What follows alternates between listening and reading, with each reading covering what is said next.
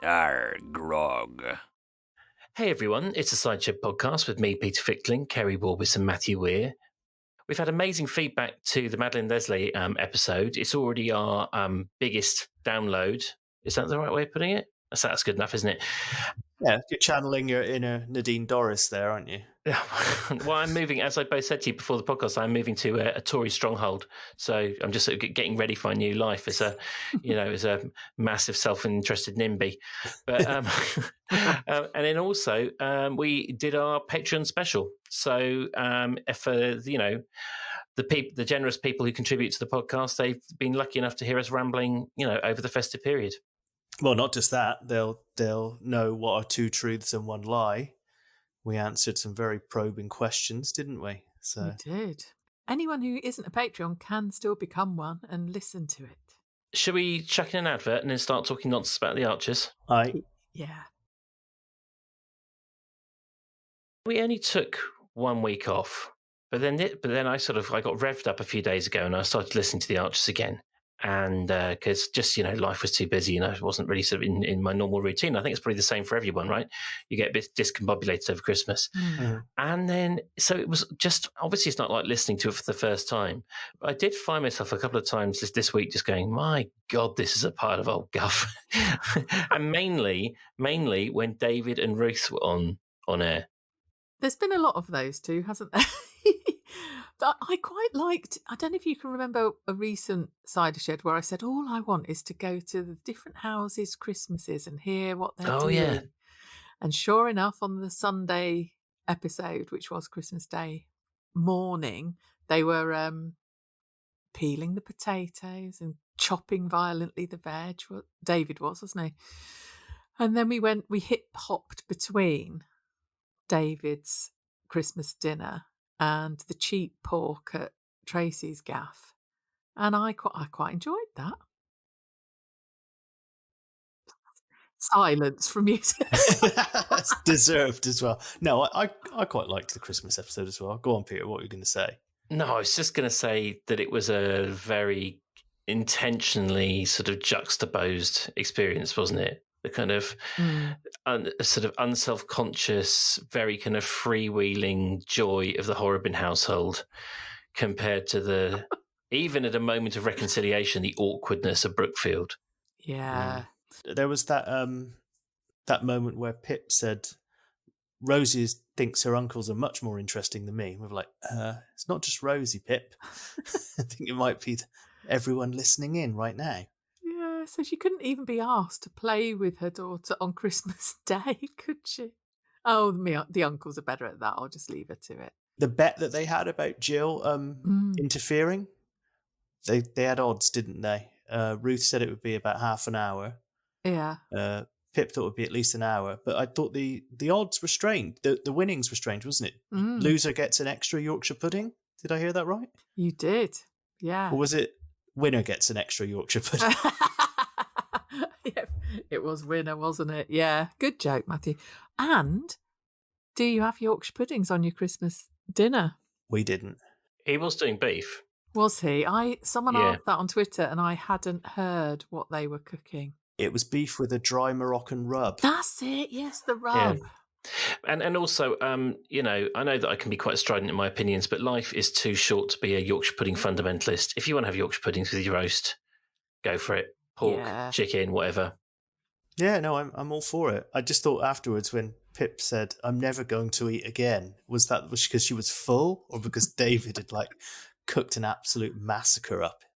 There was much fussing by David, wasn't there? I really wanted him to just nail it and be fine, but gravy was too thick. He'd thrown away the vegetable water, so he couldn't put that in the gravy.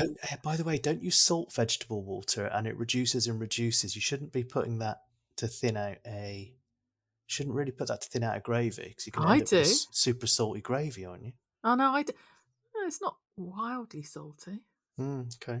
Good point, though. You're the one who's the chef. One thing we haven't considered is the stress of knowing you've got to cook for Rosie. I mean, there's the rest of Brookfield to cater for, and then there's that little, nugget sitting at the end of the table, eyes like daggers. She ate the whole lot, didn't she? And everyone else had one Yorkshire pudding each. Exactly. Hence the bet, yeah. Here's the scenario, Keri. You're at home on Christmas Day and Shula's going to video call. Do you make sure you're outside disinfecting the feeders in the hen house at that moment? Yes, I do. I sort of stabbed myself in the eye with a fork at the dinner table and run away. Do you think Jill's got off too lightly? Yes. Okay, off you go then. Do you not? I do. Oh, good. I mean, because the fact that they said Vince wouldn't... All right, Vince did go nuclear, didn't he? And they said, well, Vince wouldn't be welcome anyway. And I got the impression from what they said, Elizabeth, Lily and Freddie would be over later. But yeah. And then she said it would be nice to see them. Or did she say that? Or it would have been nice to see them. I wasn't sure. I presume she wasn't including Vince. And we don't know where he was. Yeah, that's true. One of the worst things about the whole Jill thing was when David said, oh, it's all, he said, I'm going to go and get your stuff from the bull. And then said, oh, it's all, whatever's happened in the past, it's all water under the bridge. Isn't it, Ruth? I thought, yeah, that's a really lousy thing to do, because Ruth's got to go, yes, David, it is on Christmas Day when Jill's just appeared and is on the sherry. There's no way she can go, well, actually, no, I don't think it is, because she was awful to Ben and, yeah, we need to sort it out, but I don't feel like, everything is now suddenly okay. I felt that the scriptwriters were dying to throw in a joke about there being a Frozen theme in the living room and David's veg on the lunch, but they didn't go for it. Like he had a load of bird's eye ready in the freezer. Frozen, yes, like your veg, Dad. I thought, to Keri's point about David, I thought that was really shitty as well, Keri. But I thought it was kind of foreshadowing Ruth's grudge lingering, and that while everyone else has forgiven Jill, Ruth is not going to. I think that's going to hang around. And then also, so I thought there was two big clues. That was the first one. And I think there was probably pretty much everyone immediately realised that Leonard was the person who bought the land, right? So I thought those were the two big clues for upcoming plots. Yeah, there are people surmising that has happened. But because he still said, how's the sale of the land going? Not that I've got any interest at all, do you? Just asking, yeah. He kept sort of going, hello, sorry to interrupt, didn't he? He kept popping into rooms again. Trashing guitars, like Pete Townsend in his heyday, walking back out again, then saying, oh, I only came in to talk about the air fryer. Sorry, the air compressor. I don't know whether he has bought it, do you? I'm hoping he puts a couple of static caravans there and fills it with sex workers. It's like a kind of Nevada-style, little kind of like Andrew Tate. Sex ranch. Yeah, exactly. That's our first Andrew Tate reference of the night. I hope that's not. Now my little, what felt like a harmless joke about a septuagenarian pimp now feels very sinister and dark, Keri. Well, maybe him and Jill, when they were down in the caravan of love, maybe they've just been like road testing the idea. That's what I was thinking. A bunch of game girls that they know from, the bingo circuit who want to earn a few extra pennies. I wasn't thinking about trafficked women, but yeah. Why would he be asking about that though? Do you think he's buying through a third party and David and Ruth are just being complete curmudgeons about selling? He's throwing them off the scent, isn't he? He's sort of pretending he's interested in something, I guess, that he actually knows all about. It's either him or Vince, isn't it, hopefully? Well, I thought it was like, because I've been, obviously, I'm moving house this week. That's why I'm on a slightly kind of weird-sounding microphone. So I immediately thought about the fact that even if you are buying or selling from someone, you don't know everything. Because the solicitors are in the way, and actually you're in, all the last few months it would have been great just to talk directly with a person who is, buying from me, but I can't because I have to sort of do it through this kind of ridiculously labyrinthine process. But yeah, so that's what I thought Leonard might be doing. It's just sort of going, oh, actually, what the hell's going on? I see. Yeah. Getting nuggets of info that you can't get otherwise. Yeah, exactly. That was my very selfish perspective. Yeah, I thought it was odd as well that Jill sort of said about the food thing, she needs to remember that food is not the only way to show love. She's learned to look about that, and words and actions are more important. And you think, God, you've been alive 140 years and you've just realised this. Yeah, my 3.5-year-old son is already starting to realise that. But she kept good on her promise, because she's starving them now. She only gave them one Christmas cake and they were all gathered around, miserly munching on it, weren't they? Yeah, Ruth's up and I've just realised something. This is the only cake in the house. You know that deeply unfair photograph of Wayne Rooney and his family on a Turkish beach? Yes. Yeah, that's how I kind of see the Brookfield lot kind of like just shuffling around their patch of land.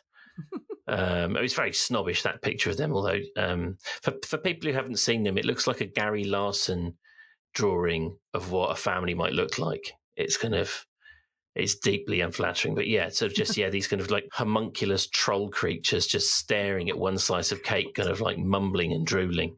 So just going back to David, so it seems less than 2 weeks ago, he was so protective of Ben to the point where he yelled at Pip, like, he can't be laying tablecloths. Yes. You're going to break him. And now he's just like, right, you little work shite git, you're not going to stick around here all day hallucinating sheepdogs. You've got to get out there and earn some cash. And it's just kind of very strange that he's turned. Even for David, this just it's too much, isn't it? Wildly inconsistent as well. One minute, like you say, he was dancing around him delicately, and you thought, oh, good, he's getting the idea here that Ben's really struggling and needs support. And so what if he has a 9-month break? Yeah, he'll redo it. And for the interests of the pedants, I know it's not about getting out there and earning money. He's just said you have to go out there and keep busy on his course. But nursing, it was starting to really stress him out. So it makes perfect sense for him to defer. I thought David actually did say you need to go earn some money, didn't he? As well. Well, he asked where money would come if the grant was suspended, I think. So there was an element of that. Oh, he's so tiresome, isn't he? I know, but then he said he was going to go work in care homes. And Ruth said, "Oh, well, they're really on, they're really pushed at the moment." I was like, "Yes, they need workers, Jill. That's how it works." Do you not read the news? But he's going to also step up Bess's training. So I think maybe he could do a hybrid thing and take Bess to herd a load of octogenarians around the Lakey Hills. He did say there'll be a crossover, didn't he? Yeah, it'd be perfect. That's what he meant, maybe. Yeah. Where's the entire residency of the Laurels gone? And then you've got them kind of running around like Benny Hill sketch. Going into a pen. I have an irrational hatred of Bess. That's the dog, isn't it? Yeah. I cannot stand it. Every reference of it makes me feel really quite angry. I'm sick to death of that bloody dog. The only thing that freaks me out about Bess's presence is that when she's in a scene, you've just got to go, and it just sounds like someone's cracking one off in the background. And they're just pretending they haven't. Is that how you masturbate, Matthew? Seriously? I mean, honestly. He was doing it then, Peter. Oh, okay.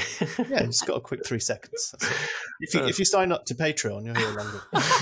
Maybe it's not Bess you hate. It's Ben sort of going, oh, Bess, I've got to spend more time with Bess. My Bess, I'm sleeping with Bess. Yeah. Is it him wanging on about Bess? I think, so I think it's the fetishization of pets, animals, that I find. I adore dogs. I've always had dogs. I can't wait to have a dog again. The fact I don't have a dog shows how seriously I take, the conditions under which I think they think you should have them.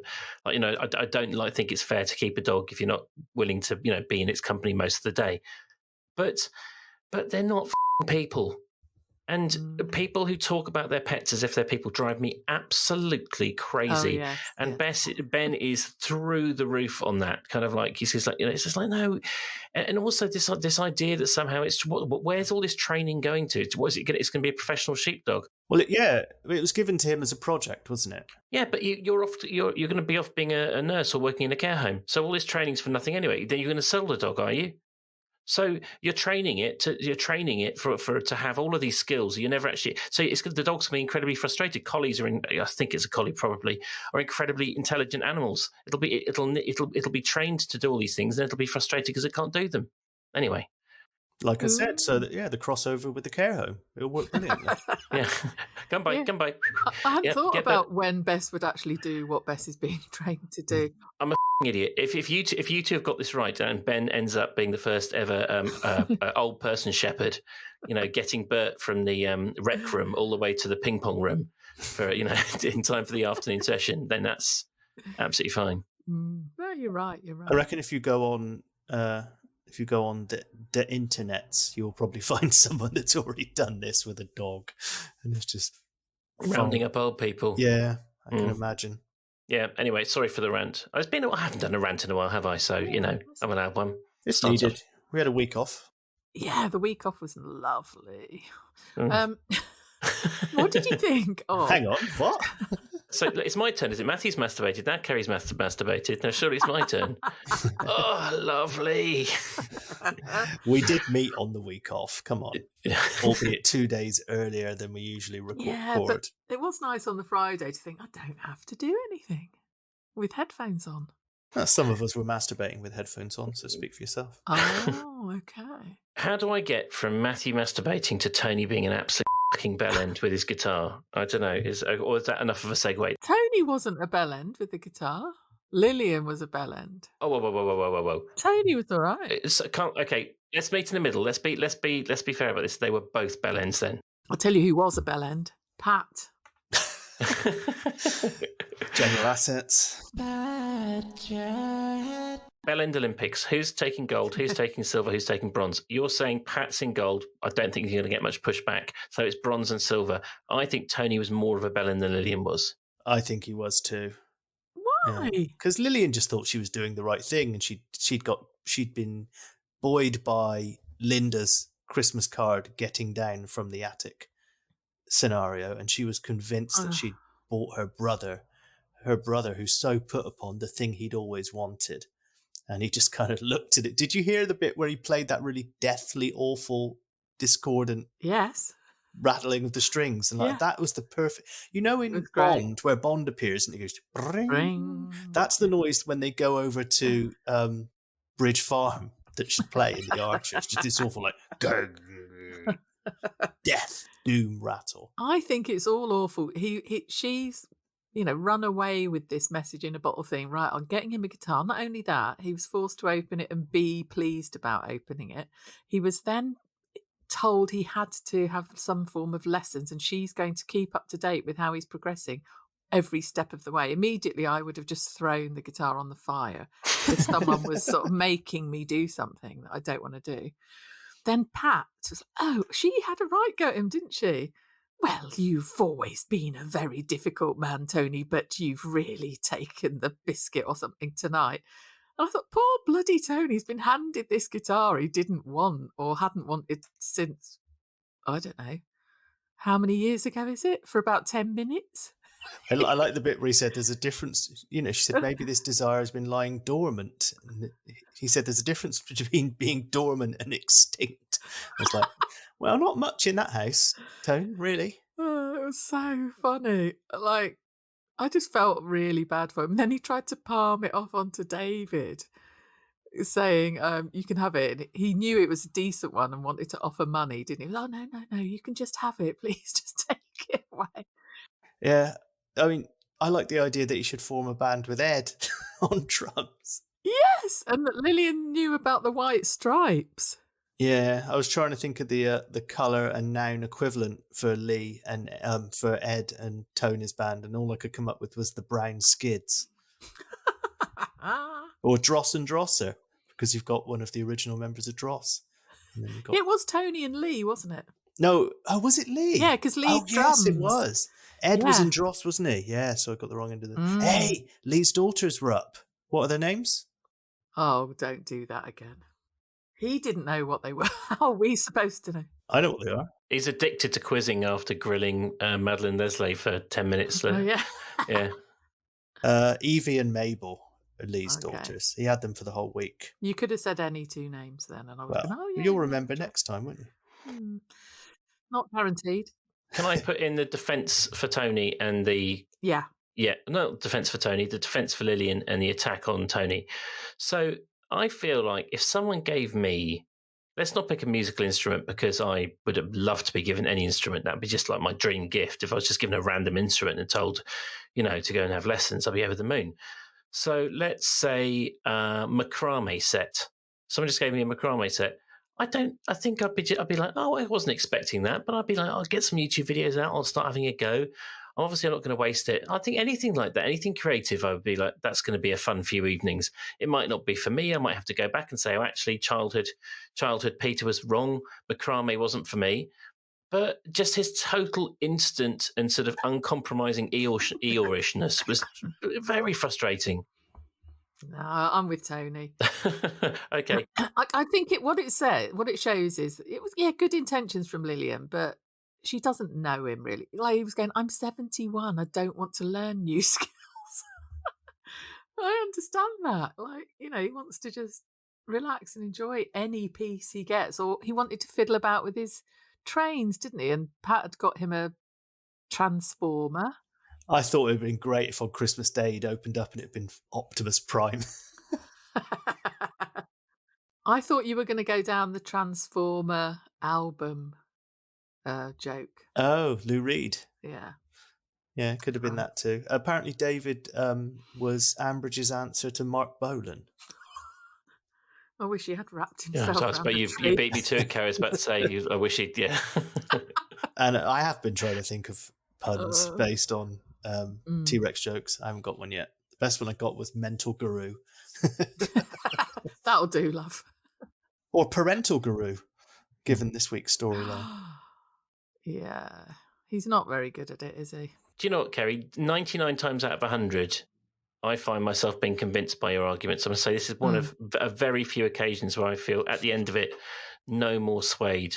Okay. Can we not just meet in the middle and say they're both bellends and move on with life? Can I just say Lilian's more of a bellend because she was bigging up the hunt? The thing is, you're looking at this from a very singular perspective. You've just spent 2 weeks in Ambridge. So, you've been surrounded by the sound of clinking, dimpled beer glasses and, what are those dogs called again? Beagles jumping over hedges. Well, I actually didn't see those. Keri and I are never going to agree. Matthew hasn't taken a side. So let's see if we can find some agreement on Horny George. Poor lad. Matthew, I don't know. It's just a bit of a difficult topic, isn't it? Because what do you think about sort of untidy fixations on Fallon? And on teenage seduction techniques. Keri, do you have any thoughts? Yeah, well, Peter and I did think we should have a word with you about this, Matthew. Oh, yeah, you can do it via the medium of sheep. Yes, yes. You see Stanley over there? The ram. That's you, that is. And there's a you that's not quite right. Okay, you've completely convinced me. I'm right off Fallon now. Okay, that's good. Natasha Van Kampen can to reduce her security detail down to a couple of dozen. Well, whoever Natasha Van Kampen is, she might want to take action against us. Okay, who? What's the real name? Joanna. Oh, the cast of the Archers can sleep at night knowing I don't even know their names. So. There is one called Natasha, isn't there? A character, so you're sort of half there is. Yes. Yeah, we did get followed on Instagram by who was it? The woman Daisy, who plays Pip. Big fan of you, Pip. Oh dear. We've only had one character on who we were sort of like, sort of fairly hard on. So I was actually thinking that would be quite good to get, because everyone, we've had Tracy, Chelsea, Russ, who we famously adore all three characters, and then Lee, who we were kind of like, brought round to by Ryan in a big way. So I was hoping that maybe we could be convinced about Pip. Is there something we're missing? Do you think that would be a good idea or not? I would imagine they understand that Pip is there to be a little bit of a stirrer. Don't they? And to be really annoying, I would hope. Yeah. It would be really interesting to speak to the actress. Yes, that's what I was thinking. About the character and how she sees Pip. Will she really generously say, oh, she's lovely? Or she surely must know that she's how she is. Because we were sincerely and gushingly flattering about Madeline's portrayal and about Chelsea as a character. But yeah, I would like to talk to some of the actors who play some of the characters we're not as fond of. Yeah. And she's playing her really, really well. Yeah, To absolutely. be the annoying sort of defective parent, isn't Which was actually, to be fair, always our argument about Russ, was that the people who hate Russ so much weren't recognizing what an effective character he was. Yeah. But yeah, so that's one thing. So maybe we should try and get that, try and get those wheels in motion. And then the other thing is, of course, going back to George. We've helped Matthew deal with his micro crush on Natasha Van Kampen. No, what? Joanne Van Kampen. Joanne. Yeah, Natasha Van Kampen is currently calling the police. Right, look, Natasha, whoever you are, wherever you are utterly safe. We promise. But yeah. So what did we think of the whole George thing? I did see someone say they thought George was amazing on Twitter. They loved him. I'm enjoying George. I have enjoyed George in previous weeks. This week, I felt for him a little bit because he knows that everyone's been talking about him.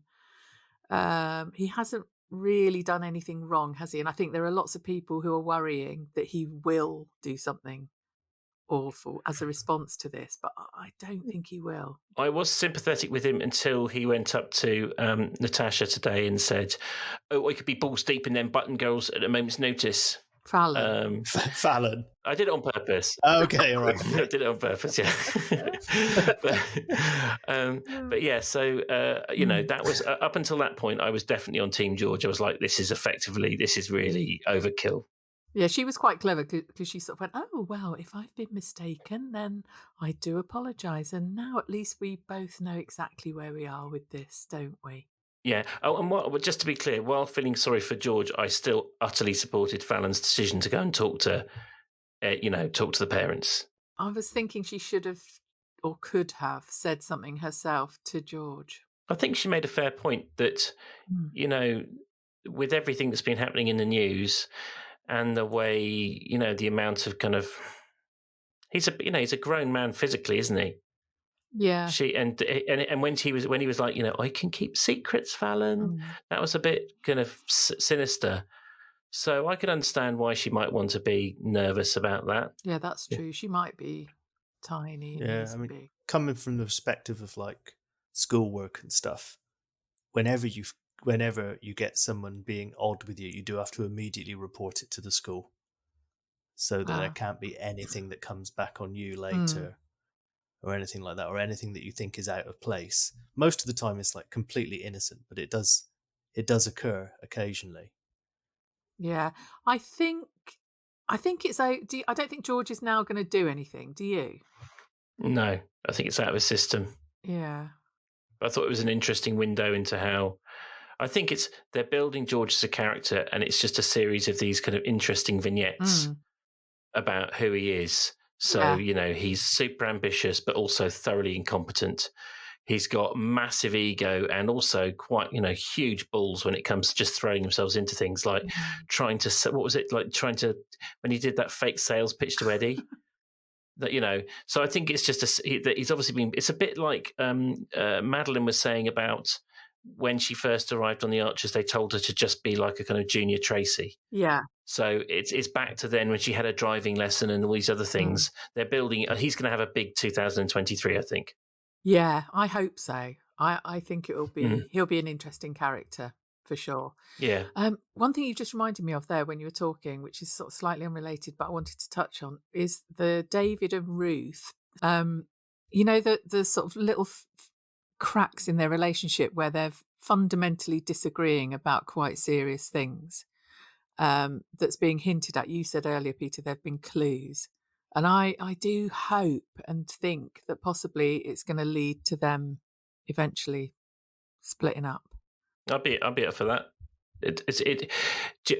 Who was it? One of you told me maybe that Brian's affairs were because they realised that Brian and Jennifer couldn't carry on as they were for decades. That was the actor himself said that they got to a point where they're like, there's nothing to write for these two. What are we going to do with them? Yeah. And someone in the room said, wandering eye. And so then now you've got the same thing with those two. It's just getting very boring. Yeah. And I don't think they are singing from the same hymn sheet on quite a few things. So no. I don't know. By the way, if we need a segue to the tedious Carol story, then we've got that. Yeah. Yeah, what did you think of the chronicles? They were chronic. Not half. That was supposed to be the creme de la creme.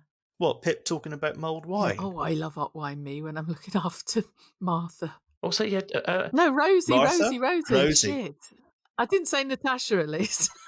It's a cast name massacre this week.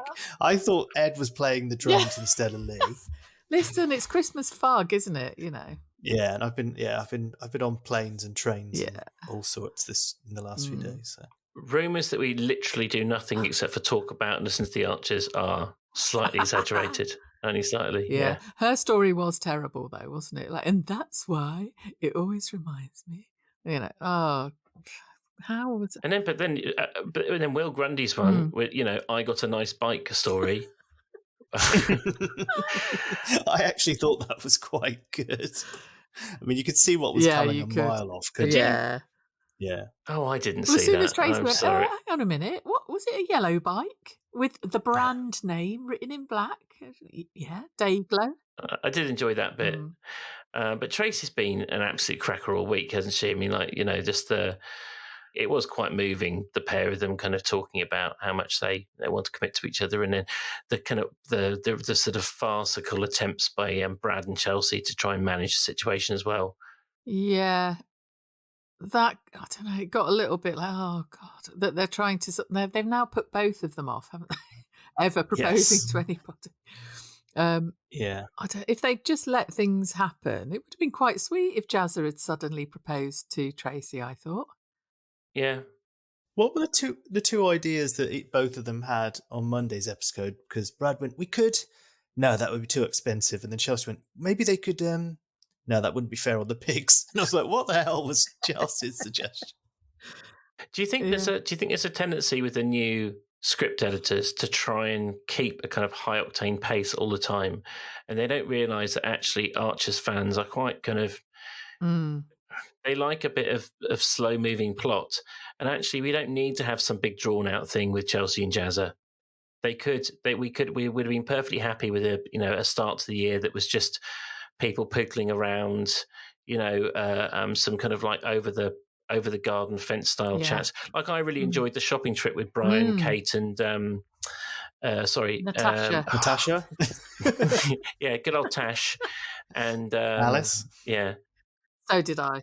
It's to the script editors and the script writers, more of that, please. Less of this need to make everything into a big plot. Like we don't need 3 weeks of Jazzer and Tracy. Yeah, the sort of farcical things where some people know stuff and some people don't know stuff, and they've got to pretend things. And yeah, it would have been good if Tracy had said to the kids, "I want to propose to Jazzer on New Year's Eve, just as the bells are tolling." Blah blah blah. They'd be all excited, and if Jazzer hadn't said anything to anybody, and then just proposed on Boxing Day.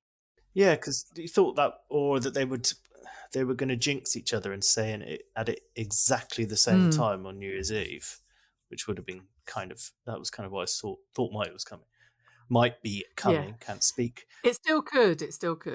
Yeah, one thing I did like was from tonight when Jazzer said, I've been thinking about what you've been saying, and you might be young, but you're really wise. And Chelsea was like, no, we ain't. Yeah. Brad was like, yeah, we're just kids. We don't know anything. Yeah, that was brilliant. And all three were acting a storm. Yeah. That was really good. And it showed how tight they are. They all actually properly love each other, don't they? It's the most convincing household, I think, by a country mile. Ooh. And although actually that said, the Brian Tasha and Tasha trip to town was, sorry, it's not me trying to rinse a joke again and again. It's genuinely my brain has died and I can't remember any of the names anymore. I'll tell you, Natasha's going in the title this week. Yeah. I'll tell you what it was a shame that we missed out on in the Chronicles was Jakob's tale about Brussels sprouts. I know, you would have actually tuned in for an entire episode of that. Yes. Yeah. I rejected Jakob's tedium. Is that the first Linda you've done? No, you've done Linda before, haven't you? I think so, yeah. It's Linda meets Lady Macbeth today. Yeah, that's just me, that bit. Yeah. Yeah, he was going to talk about Brussels sprouts. I wanted to hear it. It would have been good if he'd have been on if it was a mic'd up event, because I got the impression it wasn't, and if they'd have just done what the Archers did, which was just fading down slowly as he's talking. Oh God! And what about Ben's shoebox full of tinfoil? Which he's now going to de-brilliant and send it in looking terrible. So Rosie's like... also, the thing that got me about that was Pip's there looking at it going, even Madison's looked brilliant and Lottie's always been disorganised. And I was like, hang on, you haven't seen her for 30 years. Everyone's bloody disorganised when they're that irritated me. Just out of nappies. How do you know? That irritated me, just this immediate sort of like depth to their friendship out of nowhere. Yeah. I saw that. So, I was saying about George being like a big one for 2023. Sort of editorial conversation on air. How about we do some ads and then we sort of talk about the few characters we want to see, like, looming large for the next year. Yeah? All right. Matthew, you go first. Who do you want to hear from this year? I mean, okay, let's just get the big ones out of the way. We all want to hear Jim, right? Yep. Okay, so who else? I'd quite like a return of Russ in some kind of Grey Gables capacity, I reckon. So do we each get 3? Okay, so you're having Russ. Okay. Yeah. Jim, obviously. Yeah. And I don't think we can look much further than Chelsea. Can we put Brad and Chelsea in together? Yeah, they come as one, I think. Okay. Right. Do you want to say it's like Desert Island Discs? Jim is like the Bible, or like the religious text. We just take that as a given. I don't think Jim would like being the Bible, would he? I love the irony. Yeah. So who do you want as the third one then? So we've had Chelsea and Brad together. Russ. Yeah. I'm just being greedy. Jim as the Bible, and you put me on the spot. You go, Keri. Circle back to me. Well, I was going to say Brad. I want to see big stuff happening for Brad.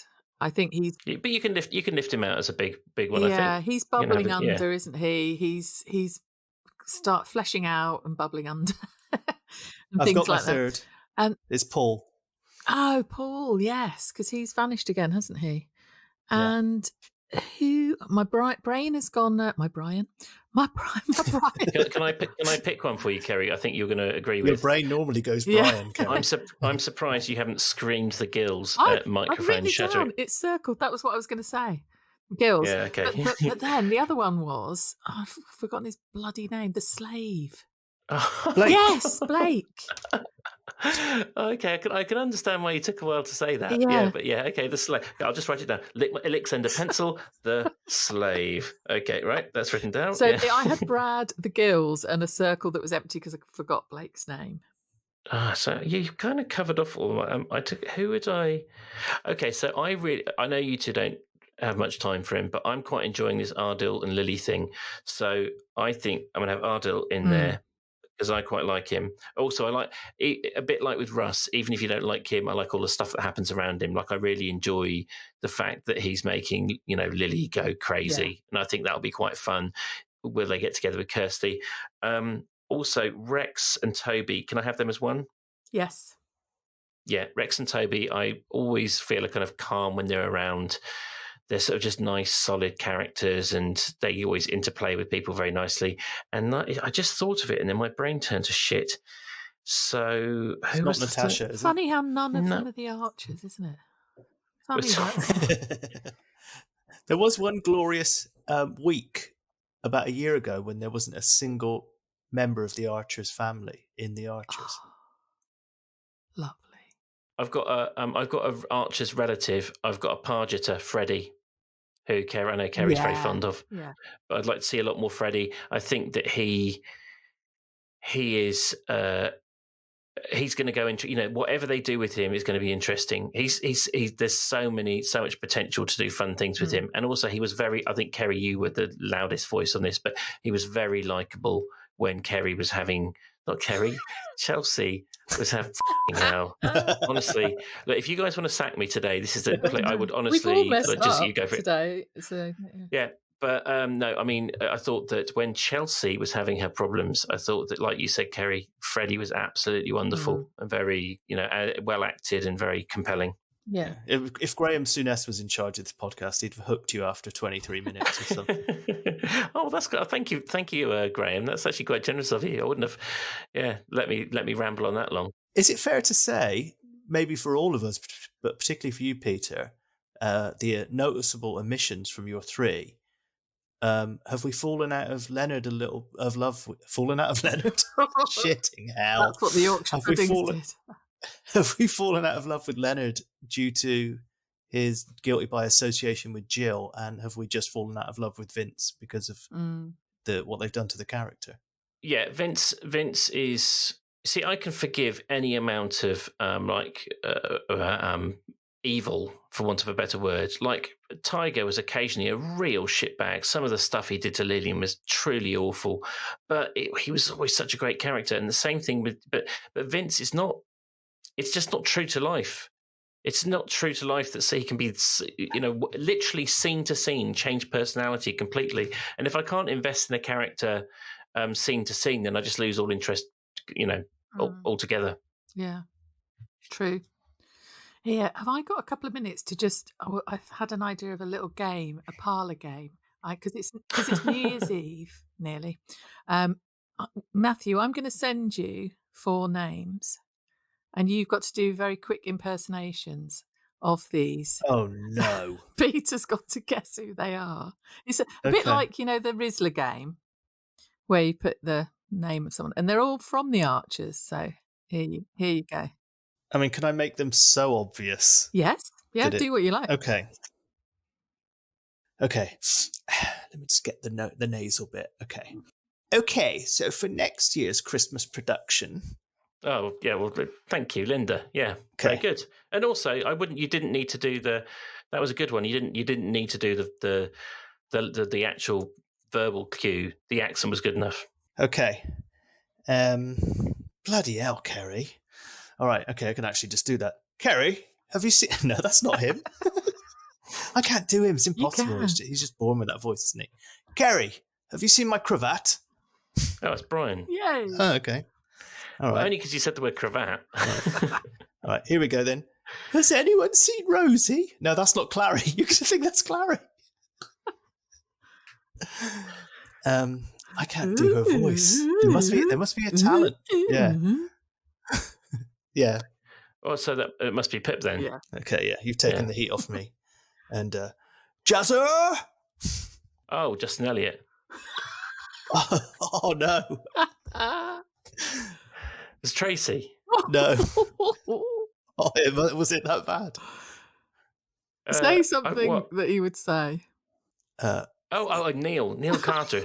Fuck. Hang on, let me try again. No, I can't do him. The pressure's on. It's just I love him so much. Jim. Yeah. Okay. I'm sending you 4 now, Peter.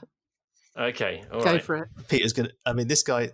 You've put me up against someone who won an acting award here, Keri. It's not fair. Oh, am I? Okay, so I've got these ones then. Oh, right. All right, my lovelies. Time for some singing. Jolene. Brilliant. Okay, yeah. This one. Matthew, we've been special friends for a while now, but, not like that. George. Is it Fallon? Yeah. Okay. They're bloody hell, Keri, you're giving me all the wurzels. Yeah. I couldn't do it because of my big brain, see? Brad. Yeah. I can see why you won the award. Oh, this one is f***ing impossible. Right, so this one is next level difficult.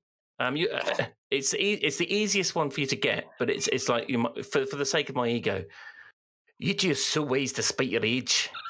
I'm just going to do a f***ing generic half shit Scottish accent. Natasha. Yeah, Natasha.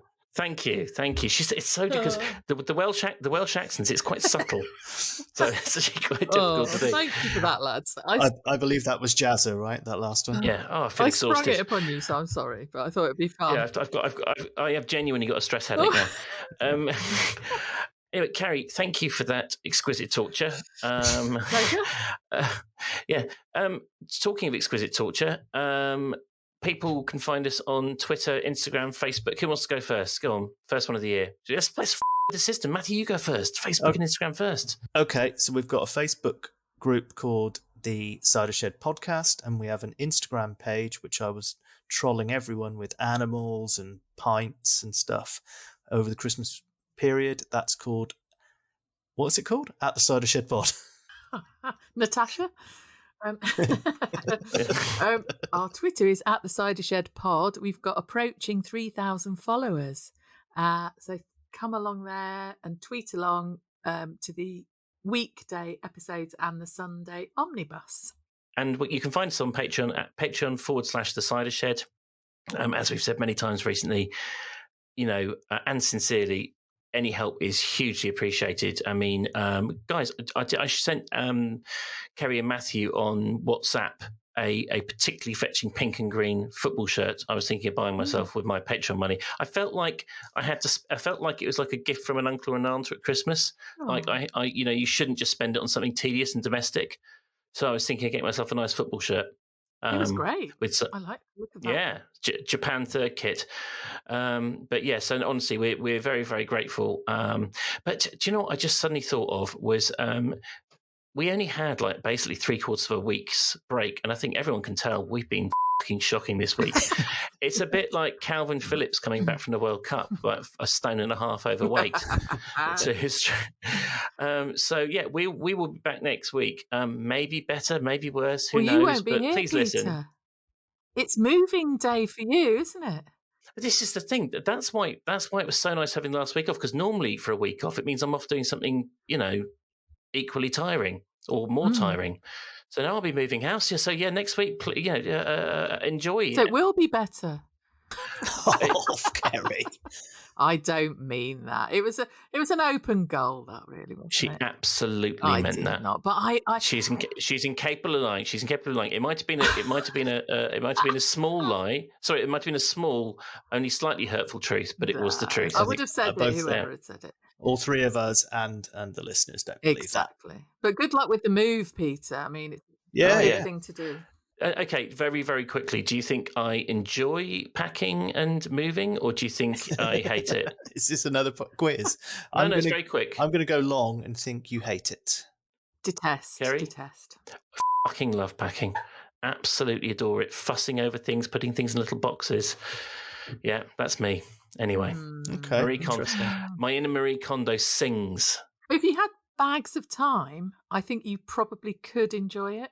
If you had bags of time, you'd just be moving your spice and herb factory, wouldn't you?